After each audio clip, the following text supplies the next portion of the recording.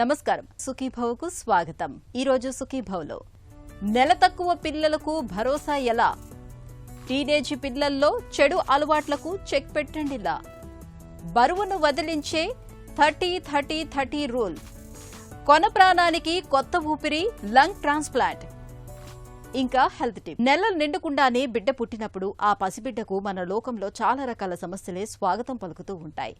శ్వాస కష్టాలు మొదలుకొని కామెర్ల వరకు చాలానే కనిపించే అవకాశం ఉంటుంది. ఒకప్పుడైతే నెలలు నిండని పిల్లల్లో కనిపించే సమస్యలకు చికిత్స అంతంత మాత్రంగానే ఉండేది. ఇప్పుడు అలా కాదు. నెలలు నిండకుండా పుట్టిన పిల్లల్లో ఎదురయ్యే సమస్యలకు ఆధునిక వైద్యంలో చక్కటి రక్షణ ఏర్పాట్లు ఉన్నాయి. నెలలు నిండకుండా పుట్టిన పిల్లల్లో ఎదురయ్యే సమస్యలు, వాటికి చికిత్సా మార్గాల గురించి ఇప్పుడు తెలుసుకుందాం.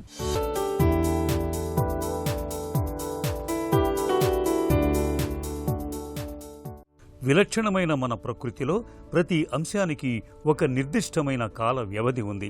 పిందె కాయగా మారటానికి, ఆపై పండుగ పక్వం చెందటానికి కొంతకాలం పడుతుంది. అలాగే పైరు ఏపుగా ఎదిగి ఆపై పంటగా కోతకు వచ్చేందుకు కొన్ని మాసాల గడువు ఉంటుంది. అలాగే గుడ్డు పొదిగి పక్షిపిల్ల బయటకు రావటానికి కొంతకాలం పడుతుంది. ఇదే సూత్రం మనకి వర్తిస్తుంది. అమ్మ కడుపులో బిడ్డగా ఎదిగి పరిపూర్ణమైన శిశువుగా రూపుదిద్దుకొని ఆపై మన లోకంలోకి వచ్చేందుకు మనకు నవమాసాల గడువు ఉంది. మరి ఈ గడువుకు ముందుగానే నిర్దేశిత కాల వ్యవధికి ముందరే ఈ లోకంలోకి వచ్చేస్తే కాల వ్యవధి నోచని ఏదైనా అకాలమే అన్నట్లు నెలలు నిండకుండానే పుట్టిన పసిగుడ్డులో అనేక సమస్యలు, అనర్థాలు కనిపించే అవకాశాలు ఎక్కువగా ఉంటాయి. లెస్ దాన్ 2 కిలోస్ ఉన్న బేబీస్కి లేదా 8 నెలల కంటే తక్కువ పుట్టే పిల్లల్లో ఏంటంటే చాలా రకమైన ఇబ్బందులు రావచ్చు. ఫస్ట్ థింగ్, వాళ్ళ చర్మం చూసుంటే చాలా పల్చగాను, వాళ్ళకి చర్మం కింద ఫ్యాట్ అది కూడా చాలా తక్కువ ఉంటుంది. సో దానివల్ల ఏమవుతుంది అంటే వాళ్ళు వెచ్చగా ఉండలేరు. సో మనం పుట్టిన వెంటనే వాళ్ళని వెచ్చగా ఉంచే ఏర్పాట్లు అన్నీ కూడా చేయాలి. నార్మల్గానే మనము ఒక నవజాత శిశువు పుడితే ఎంతో జాగ్రత్తగా చూసుకుంటాం. బట్ ఒక ప్రీటర్మ్ పుడితే ఇంకా ఒక గాజు బొమ్మలాగా చూసుకోవాలి అనమాట. సో ఫస్ట్ థింగ్, వాళ్ళని వెచ్చగా ఉంచుకోవాలి. ఆల్రెడీ వాళ్ళు కనుక ఒక ప్రీటర్మ్ బేబీ డెలివరీ అవుతుంది అంటే డెఫినెట్గా ఒక నియోనేటల్ టీమ్ని మనం చెప్పాలి. ఆబ్స్ట్రిషన్ ఒక నియోనేటల్ టీమ్కి ఇన్ఫార్మ్ చేయాలి. సో దట్ వాళ్ళకి కావాల్సిన అన్ని వాళ్ళ ఇన్స్ట్రుమెంట్స్ కానీ, ఆ బేబీకి ఏమైతే అవసరం పడతాయో రిసస్టేషన్ అప్పుడు ఒకవేళ అవసరం పడితే అవన్నీ వాళ్ళు they can arrange all those things.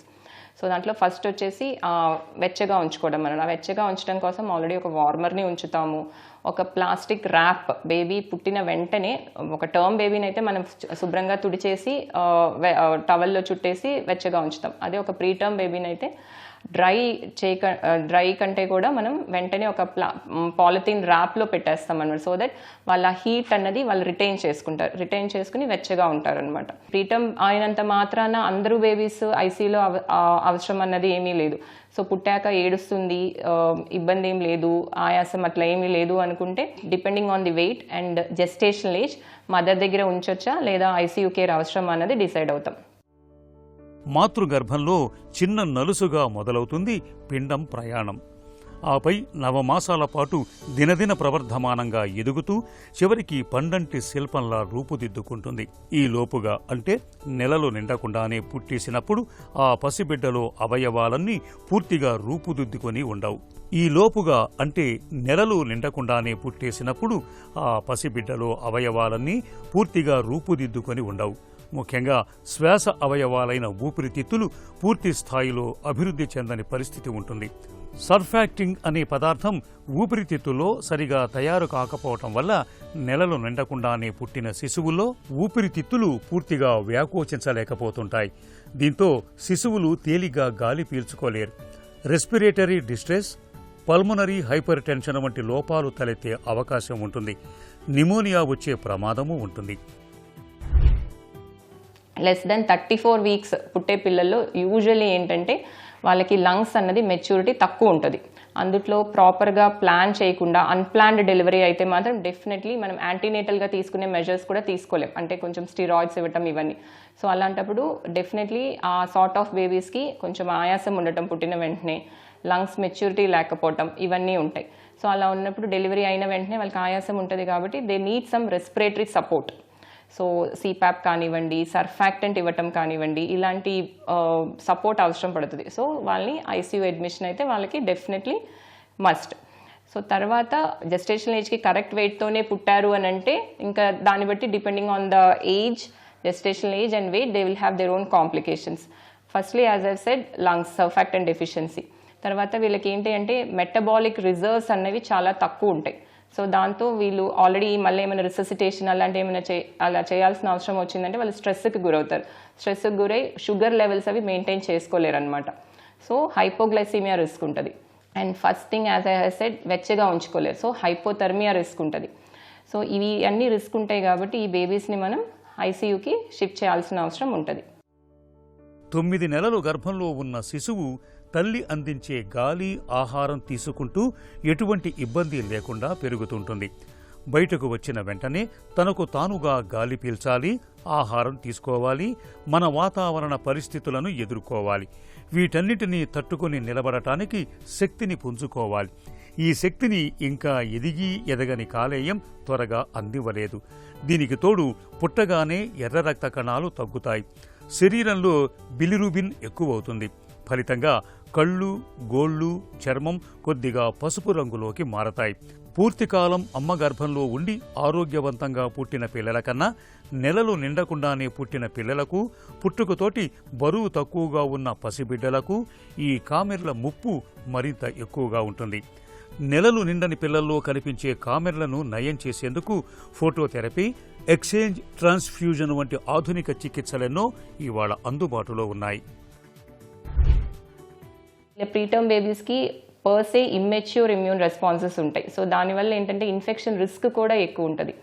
So వాళ్ళు ప్రోన్ టు ఇన్ఫెక్షన్స్ ఉంటారు కాబట్టి వాళ్ళకి అవసరాన్ని పట్టే సెప్సిస్ స్క్రీన్ అన్నది చేస్తాము.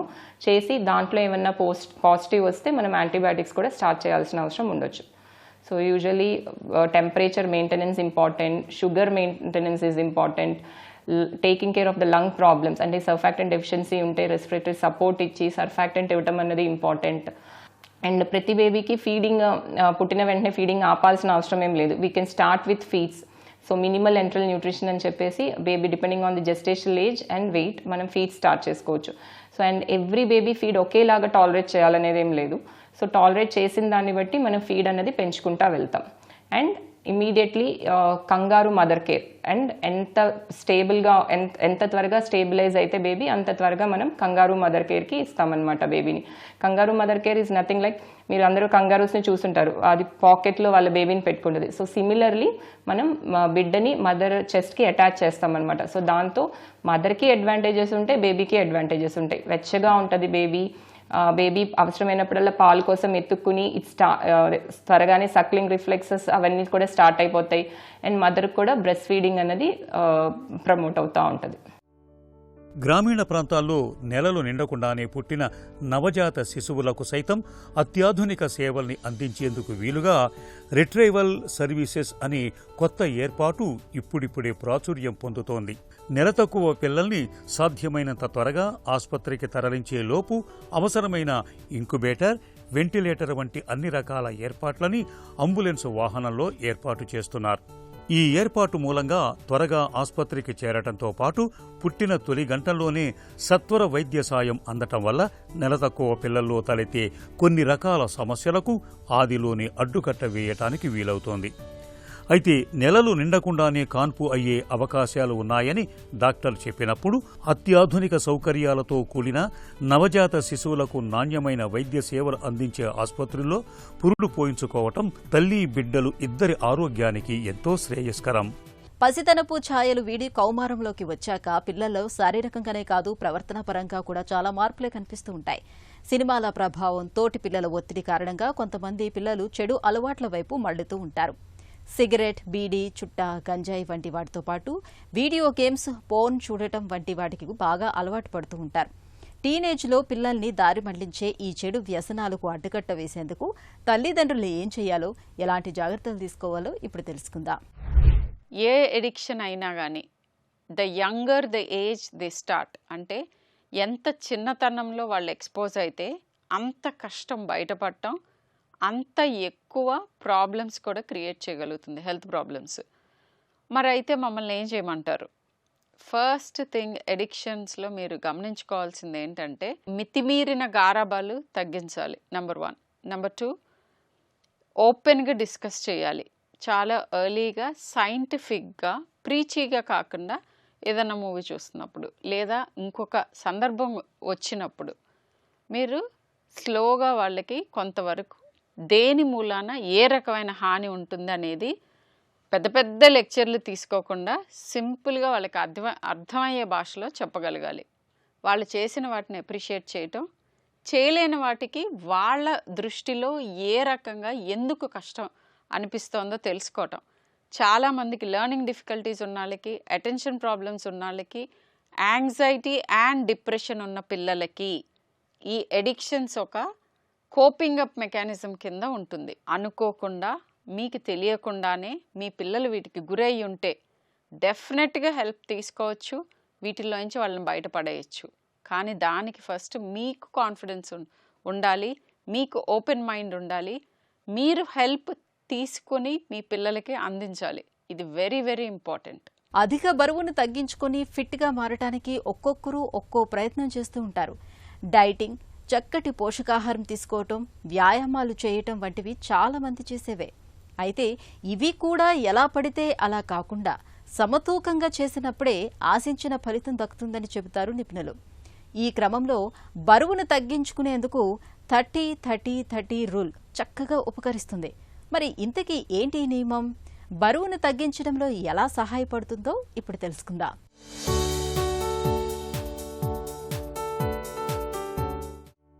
బరువు తగ్గడం అనేది ఇలా అనుకుంటే అలా పూర్తయ్యే పని కాదు. ఇందుకు కొన్ని నెలలు లేదా ఏళ్లు పట్టొచ్చు. అయితే అప్పటిదాకా ఆగే ఓపిక లేనివాళ్లు క్రాష్ డైట్లు పాటిస్తూ కఠినమైన వ్యాయామాలు చేస్తూ శరీరాన్ని ఇబ్బంది పెడుతుంటారు. దీనివల్ల ఆరోగ్య సమస్యలు తప్ప మరే ప్రయోజనం ఉండదు. అందుకే బరువు తగ్గాలంటే ఆహార నియమాలు, వ్యాయామం, ఎలా తింటున్నాం, ఈ 3 ముఖ్యమే అంటున్నారు నిపుణులు. దీన్నే 30-30-30 రూల్గా పేర్కొంటున్నారు. ఇందులో మొదటి నియమం 30% క్యాలరీలు తగ్గించి తీసుకోవడం. బరువు తగ్గాలని లక్ష్యంగా పెట్టుకున్నవారు తమకు రోజువారీ కావాల్సిన క్యాలరీల కంటే 30% తగ్గించి తీసుకోవాలి. సాధారణంగా మహిళలు రోజు 2000 క్యాలరీలని తీసుకోవాల్సి ఉంటుంది. ఇందులో 30% తగ్గించి అంటే 1400 క్యాలరీలే తీసుకోవడం అలవాటు చేసుకోవాలి. దీనివల్ల శక్తి కోసం శరీరం ఈపాటికే పేరుకున్న కొవ్వుపై ఆధారపడుతుంది. తద్వారా కొవ్వు తగ్గి క్రమంగా బరువు కూడా తగ్గుతారు. ఇక రెండో నియమం వ్యాయామం.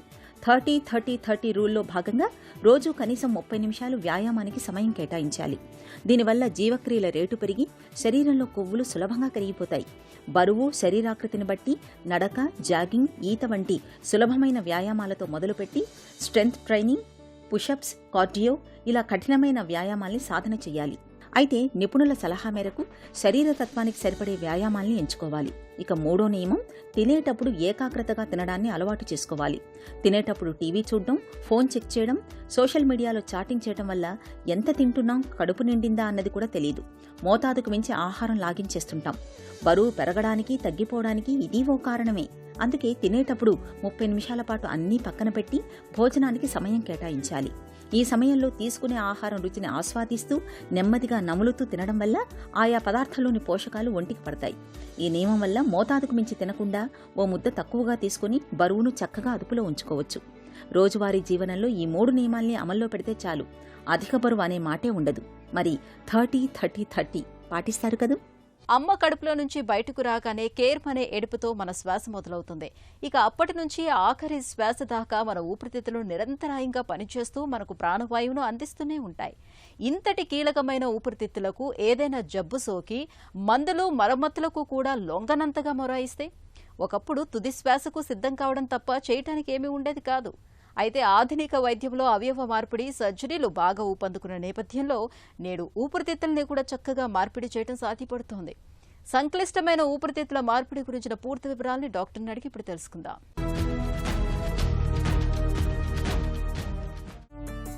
మన శరీరంలో ఊపిరితిత్తులకున్న ప్రాధాన్యం ఏంటి?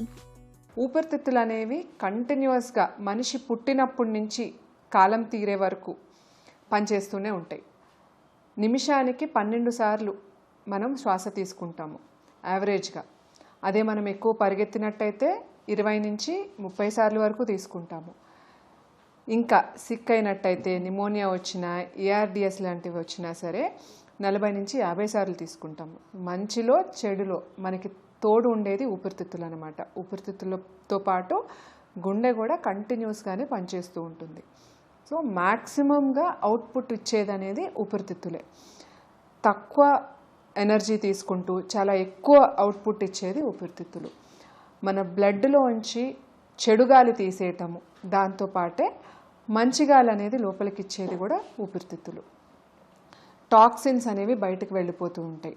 ఇదే కాకుండా బయట గాలిలో ఉన్న చెడు పదార్థాలని బ్లడ్ వరకు వెళ్లకుండా ఫిల్టరేషన్ అనేది చేసేది కూడా ఊపిరితిత్తులు. దానివలన మనం ఊపిరితిత్తుల్ని చాలా ఎక్కువగా కాపాడుకోవాలి, జబ్బులు రాకుండా చూసుకోవాలి, స్మోకింగ్ కూడా ఆపేసి క్యాన్సర్లు అవి రాకుండా చూసుకోవాలి. ఊపిరితిత్తులకు వచ్చే సమస్యల్లో ఏవి ప్రమాదకరం? ఊపిరితిత్తులకి సాధారణంగా ఆస్తమా, సిఓపిడి లేదా ఇంటర్స్టిషియల్ లంగ్ డిసీజ్ అంటే ఊపిరితిత్తులు గట్టిపట్టం. ఇదే కాకుండా టీబీ అనే ఒక ఇన్ఫెక్షన్స్, నిమోనియా లాంటి ఇన్ఫెక్షన్స్ ఇవి కూడా వస్తూ ఉంటాయి. ఇది కాకుండా గత 5-6 సంవత్సరాల్లో మనం బాగా ఎక్కువగా చూస్తుంది కరోనా వ్యాధి. కరోనా వ్యాధి రావటంతో కూడా నిమోనియా రావచ్చు, లేదంటే ఊపిరితిత్తులు గట్టిపడవచ్చు. ఇవన్నీ జరుగుతూ ఉంటాయి అన్నమాట. సో ఇవన్నిట్లో ఏది చాలా ఎక్కువ ప్రమాదకరం అనేది అనుకుందామంటే ఇంటర్స్టిషియల్ లంగ్ డిసీజ్. అంటే చాలా స్పాంజ్ లాగా మెత్తగా ఉండే ఊపిరితిత్తులు గట్టిగా పీచులాగా అయిపోతూ ఉంటాయి. అటువంటప్పుడు ఆక్సిజన్ అనేది అందదు. ఇది ఒక రకంగా చెప్పుకోవాలంటే క్యాన్సర్ కంటే చాలా ఎక్కువ ప్రమాదకరం. సో ఐఎల్డి అనేది అర్లీ స్టేజెస్లో తెలుసుకున్నట్టయితే మెడిసిన్స్తో దాని ప్రోగ్రెషన్ అనేది చాలా వరకు తగ్గించవచ్చు. ఎలాంటి పరిస్థితుల్లో లంగ్ ట్రాన్స్ప్లాంట్ని సూచిస్తారు? ఊపిరితిత్తుల మార్పిడి అనేది మనము ఇంటర్స్టిషియల్ లంగ్ డిసీజ్ అంటే ఊపిరితిత్తులు గట్టిపడినప్పుడు పీచులాగా అయిపోయినప్పుడు ఆక్సిజన్ అనేది గాలిలోంచి బ్లడ్లోకి సరఫరా కాదనమాట. అటువంటప్పుడు ఊపిరితిత్తులు మార్చి కొత్త ఊపిరితిత్తులు పెట్టవలసి వస్తుంది. సూటబుల్ డోనర్ అనేవాళ్ళు ఉన్నట్టయితే ఈ ఊపిరితిత్తుల మార్పిడి ఆపరేషన్ చేయొచ్చు. ఇదే కాకుండా క్రానిక్గా తరచుగా స్మోకింగ్ చేసిన వారికి సిఓపిడి అనే జబ్బు వచ్చేస్తుంది అనమాట. సిఓపిడిలో కూడా తరచుగా దగ్గు, ఆయాసము ఇవన్నీ వచ్చి హోమ్ ఆక్సిజన్ డిపెండెన్సీకి వెళ్ళిపోతారు. అటువంటప్పుడు కూడా ఊపిరితిత్తుల మార్పిడి అనేది చేసినట్టయితే కొత్త లైఫ్ని ప్రసాదించినట్టు అవుతుంది పేషెంట్కి. సిస్టిక్ ఫైబ్రోసిస్ అనే ఇంకో వ్యాధి వల్ల కూడా మనం ఊపిరితిత్తుల మార్పిడి చేయాల్సి వస్తుంది. లంగ్ ట్రాన్స్ప్లాంట్ సిస్టిక్ ఫైబ్రోసిస్ పిల్లలకు కూడా చేయబడుతుంది. ఈ మూడూ కాకుండా ఆఖరికి పల్మనరీ హైపర్ టెన్షన్ అనే వ్యాధి అంటే కాళ్ళ వాపులు రావటము, ఆయాసం ఎక్కువగా రావటము 20 to 30 years ఏజ్ గ్రూప్ వాళ్ళకే ఇది ఎక్కువగా ఉంటుందన్నమాట. ఇది పల్మనరీ హైపర్ టెన్షన్ అనుకుంటాము. పల్మనరీ హైపర్ టెన్షన్లో కూడా లంగ్ ట్రాన్స్ప్లాంట్ లేదంటే హార్ట్ లంగ్ ట్రాన్స్ప్లాంట్, గుండె ఊపిరితిత్తులు 2 మార్చవలసి వస్తుంది. ఊపిరితిత్తి మార్పిడి విధానం ఎలా ఉంటుంది? ఊపిరితిత్తుల మార్పిడికి మనకి మెయిన్ 3 స్టెప్స్ ఉంటాయండి. దాత నుంచి మనం ఊపిరితిత్తులు తీసుకోవటము, అది తీసుకువెళ్ళి రిసిపియంట్కి పెట్టటము, ఆ తర్వాత రిసిపియంట్ ఆ ఊపిరితిత్తుల్ని యాక్సెప్ట్ చేయాలి. బాడీ యాక్సెప్ట్ చేయలేదు అంటే ఆర్గన్ రిజెక్షన్ అనేది జరుగుతుంది.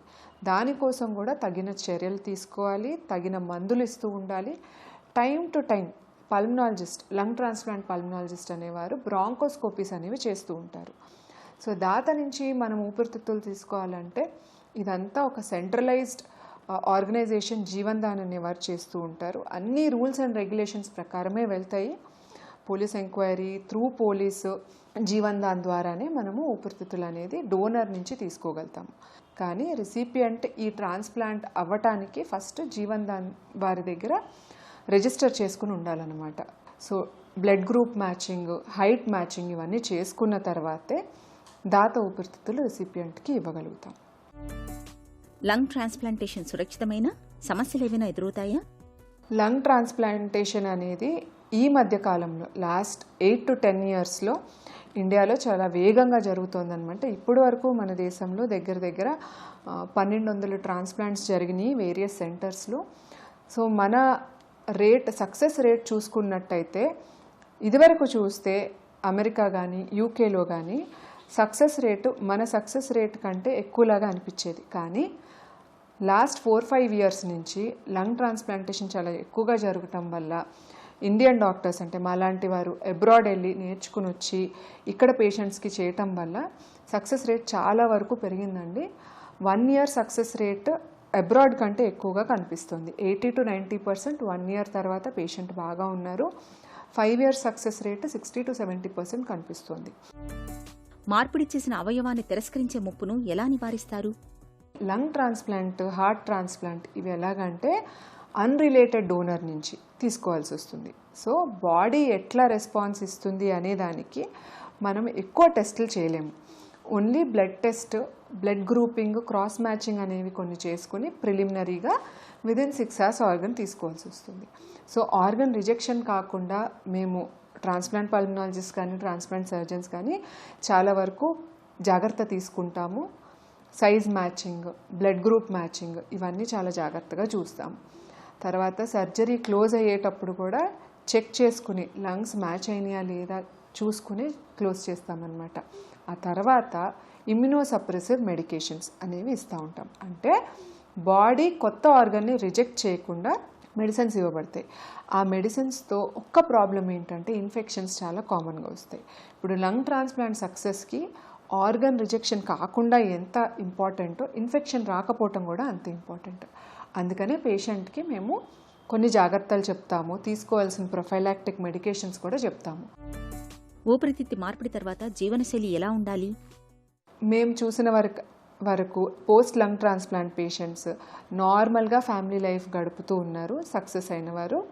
So time to time vaccinations తీసుకుంటూ లంగ్ ట్రాన్స్ప్లాంట్ రిజెక్ట్ కాకుండా మందులు వాడుకున్నట్టయితే immunosuppressive medicines, time to time biopsies కూడా చేస్తూ ఉంటామన్నమాట. రిజెక్షన్ అనేది కనిపిస్తుందేమో అని చూడటానికి బయాప్సీస్ అనేవి కూడా చేస్తూ ఉంటాము. సో దాని కొరకు కూడా వెనక్కి మీ ప్రైమరీ ట్రాన్స్ప్లాంట్ డాక్టర్ దగ్గరికి వచ్చినట్టయితే రిజెక్షన్ అనేది ముందు చూపుతో చూసుకుని ఇమ్యునోసప్రెషన్ అనేది పెంచడం జరుగుతుంది. సో మీ డాక్టర్ విజిట్స్ టైమ్లీగా ఉండి మెడిసిన్స్ టైమ్లీగా తీసుకున్నట్టయితే ఒక నార్మల్ పర్సన్ కింద ట్రాన్స్ప్లాంట్ అయిపోయిన తర్వాత దినచర్య చేసుకుంటూ ఉండొచ్చు. ఊపిరితిత్తులు పూర్తిగా పాడై కొన ప్రాణంతో రోజులు లెక్కబెడుతున్న వారికి లంగ్ ట్రాన్స్ప్లాంట్ అనేది వరప్రసాదమే. ఊపిరితిత్తుని మార్పిడి చేయటం ద్వారా వారికి పునర్జన్మను ప్రసాదించవచ్చు అనటంలో ఎలాంటి సందేహం అక్కర్లేదు. ఒక చిన్న చిట్కా మీకోసం. రాత్రిపూట సరిగ్గా నిద్రపట్టక సతమతం అవుతున్నప్పుడు రోజూ పడుకోబోయే ముందు జీలకర్ర వేసి బాగా మరిగించిన నీళ్లను తాగటాన్ని అలవాటు చేసుకోండి. మంచి ఫలితం ఉంటుంది. చక్కగా నిద్రపడుతుంది.